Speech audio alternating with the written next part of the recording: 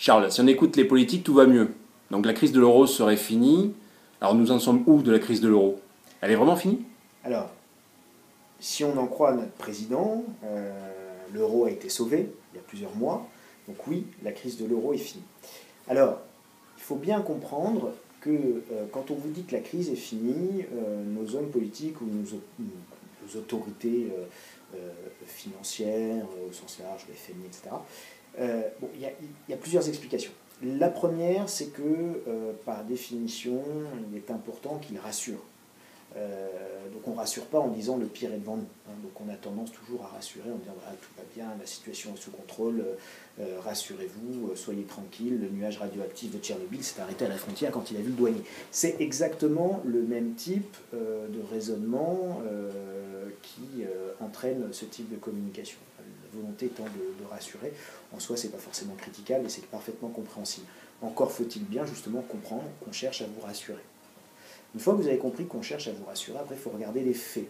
Et les faits ont cet avantage qu'ils sont en général assez incontestables et que les faits sont assez têtus. Alors, que disent les faits? Les faits disent que vous avez aujourd'hui 17 économies dans la zone euro, que ces économies sont toutes divergentes. Vous avez une Europe du Sud avec Portugal, Espagne, Italie, Grèce, qui est complètement en train de s'effondrer et qui ne supporte pas, en termes de fonctionnement économique intérieur et propre à chacun de ces pays-là, ils ne peuvent pas supporter ce qu'on appelle un euro fort allemand. Je ne vous parle même pas du cas chypriote, puisque Chypre aurait dû et devrait sortir de la zone euro et ne pas être sauvé, puisque une fois que Chypre ne sera plus un paradis fiscal, qu'est-ce qui restera comme PIB, comme production de richesse à Chypre? Bon, on va peut-être le renvoyer à Arnaud Montebourg pour qu'il fasse un plan de réindustrialisation de Chypre. Enfin bon, c'est pas gagné. Donc, voilà où on en est. Et on en est à quelque chose d'encore plus grave, c'est qu'on constate jour après jour une divergence de plus en plus importante entre les deux plus grandes économies de la zone euro, que sont l'économie allemande et l'économie française.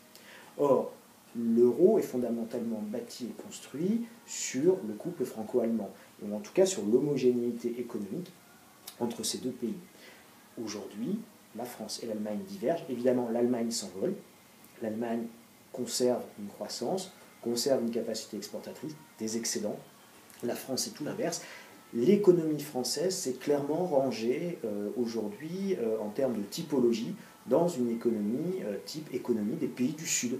Donc aujourd'hui, ce n'est pas les pigs, mais c'est les pigs feu, hein, et vous pouvez rajouter le F de France, parce que la typologie de l'économie française aujourd'hui est extrêmement proche d'une économie espagnole ou d'une économie italienne, avec une surreprésentation de l'immobilier dans notre création de richesse, comme c'est le cas en Espagne, etc. etc. Donc aujourd'hui, la France est dans la même situation. Il est évident que ça ne pourra pas durer et que cet euro fort allemand est bon pour l'Allemagne, mais mauvais économiquement pour le reste de l'Europe, qui ne peut s'ajuster qu'à travers des plans de rigueur.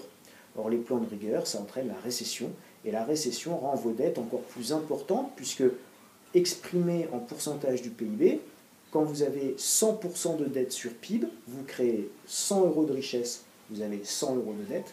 L'année prochaine, vous faites 10% de récession, vous n'avez plus qu'un PIB de 90 euros, il baisse, hein, il passe de 100 à 90, puisqu'il y a une récession de 10%, mais vos dettes, elles ne se sont même pas aggravées, les dettes sont restées à 100 euros, là, vous voyez bien que maintenant les dettes sont supérieures à votre PIB, donc en fait votre pourcentage d'endettement a augmenté. C'est ça le problème de la récession, et c'est pour ça qu'il est évident qu'on ne pourra pas s'en sortir sans qu'il y ait à un moment donné ou à un autre une refonte du système monétaire européen et donc de l'euro.